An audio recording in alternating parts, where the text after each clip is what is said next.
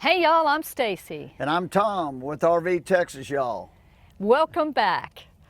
We are so excited to bring you to San Felipe de Austin State Historic Site.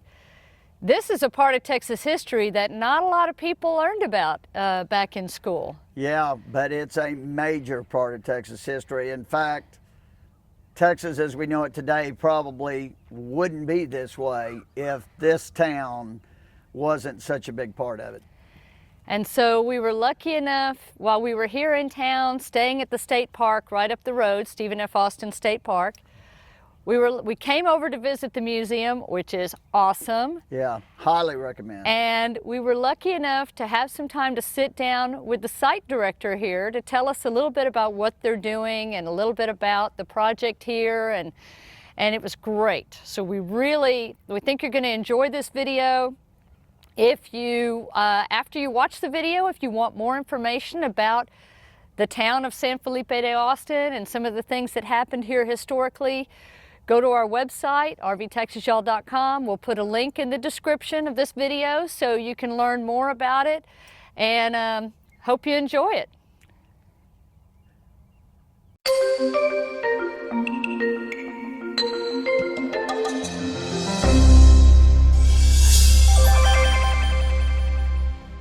Hey, we're here at the San Felipe de Austin Historic Site Museum. That's true.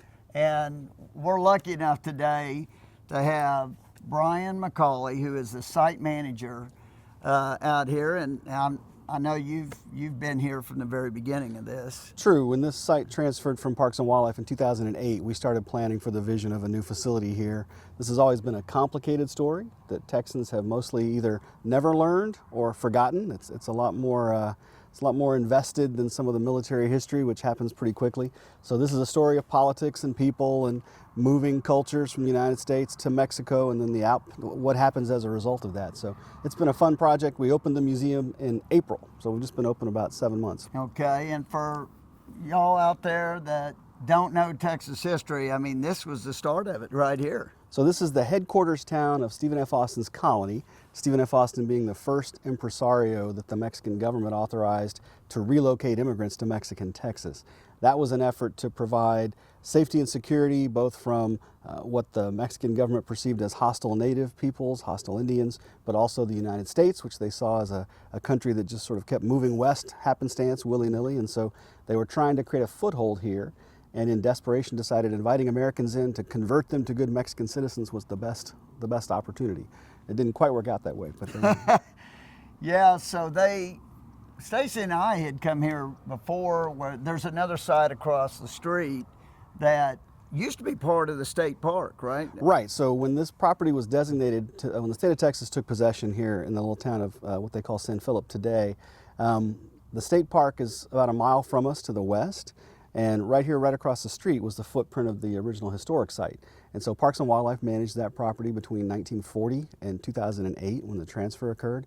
And at that time, our agency was asked to make some investment looking at archaeology, looking at the architecture of building a facility like this, and thinking about what it would take to operate a museum. So we hit the ground running. It took several years. We actually had to buy this acreage. The state didn't own it when the site transferred, and then start thinking about where a building would go. It's a little bit of a challenge to be separated by the local highway.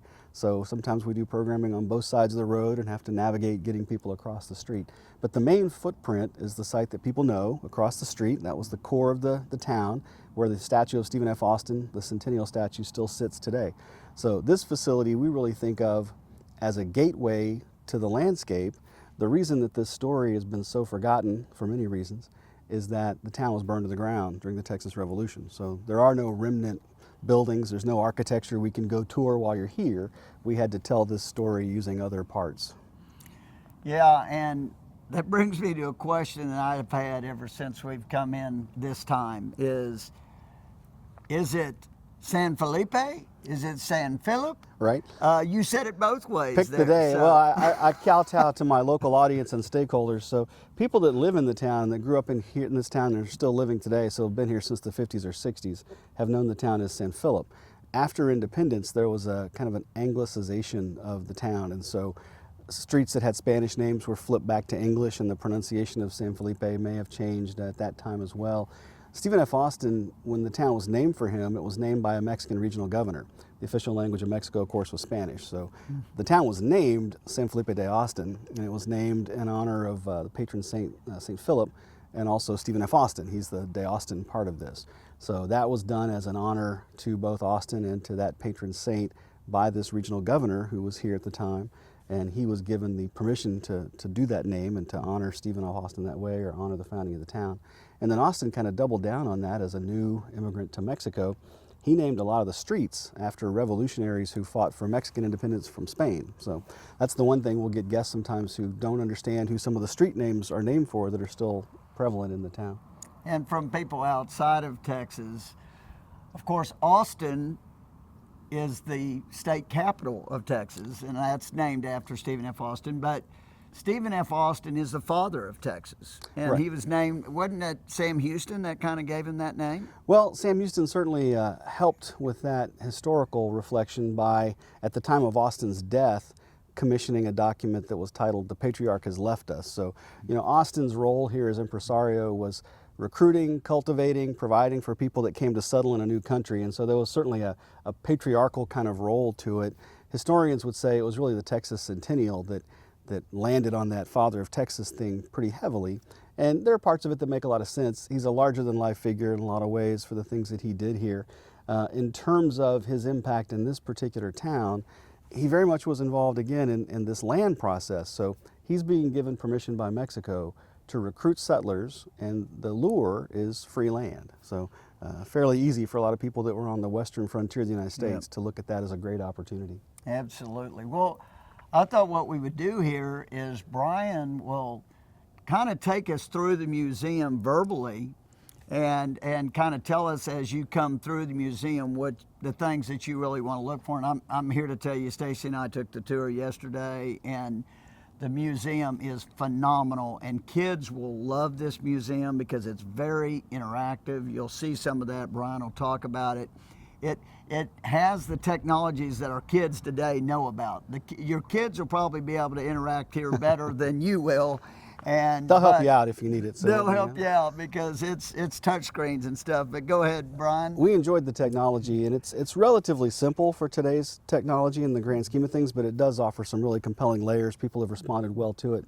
We also are believers in old school hands-on learning too. So a lot of times when you're here, we'll be doing activities with kids and families where they can get their hands-on objects and do historical stuff that way too. In terms of the setup, we're sitting right out front of the main entrance. So behind us is where you would walk up and enter the museum. We used 2 large walk-on maps as part of the visioning of the story's interpretation. And the first one that you come into is in the main lobby floor, and it's based on a map that Stephen F. Austin compiled in the 1830s. So it's his view of Texas and the Gulf Coast and interior Mexico. It lists all the various impresarios who were given permission by Mexico to settle people here, of which, of course, we've established Austin was the most successful. From there, most people go into our main exhibit gallery. There are 2 short films that bookend the experience. One is an orientation film right at the very beginning of the exhibit. It's all kind of imagery and text and document and historic images, with the exception of one actress that we had represent the most prominent tavern keep in town, a woman named Angelina Payton, who in the scope of things also has a history in the town of Austin, the capital town of Austin, after her story here. So some people know her from other parts of her history. And incidentally, that part, it makes you feel like you're there. I mean, really, the film is well done, and the way they have it set is really cool to me, is when you walk in, the movie starts. Right, the initial orientation film is motion activated, so you can kind of enter it at your own pace as you get your group together. From there, people enter the main exhibit, and it's set up essentially chronologically. The first half of the exhibit is intended to focus on Mexican independence, the impresario process, how immigration and surveying and sort of cultivating land played out, and Austin's role in all of that. There's a nice section that also relates to kind of the history of the town. Our focus here, we're not really the Austin Colony Museum, though we tell a lot of that story. We're the story of the town of San Felipe de Austin, so it's very focused on those 12 years, its founding, and the type of people that were here. Even a cabin. That's right. We brought in a cabin. Now, the cabin is not from here in the town. The burning of the town removed any opportunity for that. But we were excited to have a donor offer us a cabin that we believe was built by one of Austin's last colonists, a German who settled near the town of Columbus. And so we brought that cabin in, and we use it both as an object for you to explore, but it has exhibits in it as well. So we set it as a cabin inside. We use a lot of archaeology in the exhibit. You'll see that from the very first moment you set foot inside. And then as we mentioned, quite a bit of technology, most of which is layered touchscreen. So you can get in and decide if there's something you want to explore and go a little deeper. The town has a huge bit of history related to early printing in Texas. There are actually, for just 12 years of history of the town, there are 2 distinct printing history chapters, both of which are very formative in terms of printing history in Texas. The second generation printing story is probably the most famous in Texas history, and that's the story of Gail Borden, who would later found the Borden Milk Company 20 years after Texas independence. Yeah. But here, he's running the newspaper and essentially prints every historic document that you can imagine related to the Revolution, including the Declaration of Independence. There was no print shop when the government moved to Washington. So they declared independence, sent the manuscript back here where it was printed in the Borden print shop. The Declaration of Independence was printed here. It was, as was Travis's letter from the Alamo, the Victory or Death letter. Those are probably the 2 most famous printed documents from here. They're also, I joke with visitors, they're 2 of the most forged documents, so be careful out there on eBay. That's probably not what you think it is. But they're great stories for us to tell. And then as you get to that halfway point in the exhibit, you transition into a section that is more the politics and the conflict. Where did things start to go sour? The story of our site that most Texans have never known or certainly have struggled to contextualize if they knew a little bit about it is that the government here that runs the revolution in the first months of conflict is not fighting for independence. They're arguing that Texas should be an independent state within Mexico, and beyond that, they're arguing that Mexico has disavowed its own constitution that was promised to them when they moved here, the Constitution of 1824. So they're advocating that the Mexican government needs to change back to what they promised them it would be. And so it's a very politically laden sort of an argument where they're justifying fighting against their own government, but they're not preparing to leave just yet. It's a complicated story. Now, probably the most exciting piece of technology that you guys saw yesterday and that our visitors love, we have a 6 by 18 foot digital mural that is our representation of what the town might have looked like before it was burned. So that mural is informed by archaeology, by a lot of archival and deed records and that sort of thing. And I think we've done a pretty good job of layering in what stories existed where in that mural. And it's something that has all kinds of layered content to it, so people can get in and explore that. It has 30 different, what we call hotspots, little label buttons where you can get in and pull that technology, and people have really enjoyed it. Yeah, when you touch it, it kind of pops out and gives you a little more detail. That's right. And then we have a great interactive multimedia that's designed as if you're at a tavern table, standing around a table. We had a lot of fun with that. we put that together so that you could take on the role as a delegate at some of the political meetings that were happening here in 1835. So we tell our visitors who are trying to understand where we sit in relation to places like the Alamo and Washington on the Brazos, there were 4 meetings amongst elected delegates of Texas immigrants leading up to independence. The first 3 happened here, and then the last one is the delegation at Washington on the Brazos that declares independence. So we chose to represent each of our 3 delegates. Well, actually, we used one other meeting as part of that, but we wanted people to have a chance to see the types of questions the government here is trying to address. So one of them is, if Mexico's sending troops to arrest revolutionaries in Texas, do we let them do that, or do we put up a fight at that moment? We chose these questions hoping visitors would respond with history on a couple of the questions and against history in some cases. And we think that's a nice learning opportunity. So the other 2 questions that are in that scenario, one is about whether to declare independence or not, and one is about how to win a war. If you're going to go to war with Mexico, do you defend Texas or do you attack Mexico, essentially? And there were some politics to that decision getting made as well. Yeah, and it was really neat. Stacy and I went through several of those questions, and I understand a lot of times when you have groups of kids come in here, they'll all get around the table and they all vote. Oh, yeah. And it really becomes an interactive game, and they don't even realize they're learning history at the same time. We certainly hope so. And it's got a great opportunity for families. We oftentimes get families in, and if there's a large group, families as a unit can kind of decide amongst themselves how to vote and then cast their vote, so there becomes an interesting chance for discussion. And part of it is driven by what we assume we know about history from our understanding of it. But to get to some of the nuance, I think that's a great learning opportunity when people see that in action. And then once you finish that experience, you get into the final exhibit space where we have the concluding film that kind of tells the story of what happened here, the military migration that ultimately led to the burning of the town, and then it fully concludes with an exhibit space that's dedicated to archaeology that we think represents the destruction of the town. What happened after, in the aftermath of the town being gone. And we personalize a few of those cases. There's one related to William Barrett Travis, who was probably the second most famous resident of the town before his death at the Alamo. And at the site of his law office, which is just a stone's throw from where we're sitting, we found these beautiful dominoes in the footprint of that building, one of which is burned and shows evidence of the fire that destroyed the town. So it's a great way to conclude the exhibit. We have a temporary gallery space here, which for you guys, we don't have it open right now. We're in the middle of transitioning to our second exhibit, but our first really significant traveling exhibit. So coming soon, we're going to have an exhibit on the Sea of Mud. But depending on when you see this, check with us, check our website. You'll get a sense of what our current temporary gallery space exhibit is. And then on the grounds, we'll be doing active archaeology in the future.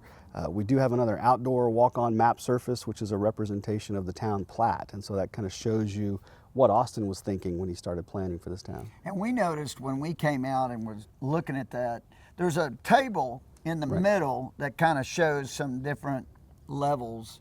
And then the numbers correspond to the plat of the town. The plat of the town, and then it goes down to the floor. Right.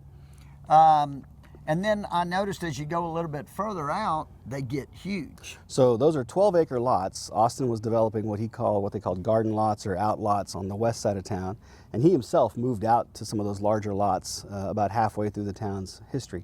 But the main town lot configuration was in these 6-lot blocks, and like you say, they're numbered consecutively and run through. The tabletop we decided to use. The challenge with that particular story is that Austin was dreaming much bigger than ever truly became reality here. So what we hope people will come away with is an understanding that the dream was all the stuff on the ground. The reality was the tabletop that pops up, which is a much smaller footprint of what the town became. So, yeah, it's extremely interesting. I can guarantee you, you could spend hours and hours in here, and it grabs you. The history of this town is where Texas started, and I learned so much by coming through. Stacy learned a lot. Stacy, her family goes back 6 generations. Oh yeah, that's wonderful. In Texas.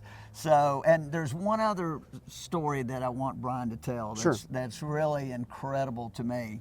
The mayor of this town, of San Felipe, he's a descendant of one of the original 300. No, he's not one of the old 300. So Bobby Byers is his name, and he was recently featured in Texas Highways in the November issue of 2018 because of this connection to our museum. Bobby is descended from a woman who was brought here as a slave. She was owned by a business partnership that was opening up a commercial foodways operation here in Austin's colony headquarters, and she and her children were enslaved to that group. And over time, through a lot of different maneuverings and personal politics and others, she eventually obtained her freedom. One of the last owner standing essentially manumitted her here in town. There's great records of him going to the town hall and having this big event where he announced that she and her children would forever be free. And that happened in 1832, which is kind of surprisingly early for people who are thinking about the history of slavery in the United States. Well, and she how was it plays represented by Travis, right? Well, what happens is after she gains her freedom, being free and black at that time was kind of it was a questionable legal status. You know, there's always the fear that someone might try to re-enslave you or that people would dispute. In her particular case, the probate and the business fallout of the partnership that owned her dissolving created confusion over whether the man that gave her freedom could legally do that or not. Mm-hmm. And so she ended up in court a handful of times having to defend her status as a free woman. And in one of those instances, yes, William Travis was retained as her lawyer. So it's a fun point of connection. She has a number of descendants in the region, and Mayor Byers happens to be one of those. So he's been very excited to help us tell this story. Celia Allen was her name, and she appears in the mural. So we have a scene of her working at this bake oven, which was part of the story that she was connected to. Yeah, and to me, the interesting twist about that real quick was that Mexico, their law, it was against the law to own slaves. Right. Correct? Mexico prohibited slavery for the most part as part of their constitution as a new nation. So that was kind of a rub. So yeah, it became particularly complicated. You know, this is one of those issues that we as a people in the United States have struggled with generationally. But Austin and the other impresarios from the United States all perceived that slave labor was going to be important to getting immigrants to come to develop large-scale plantations and crops and farms.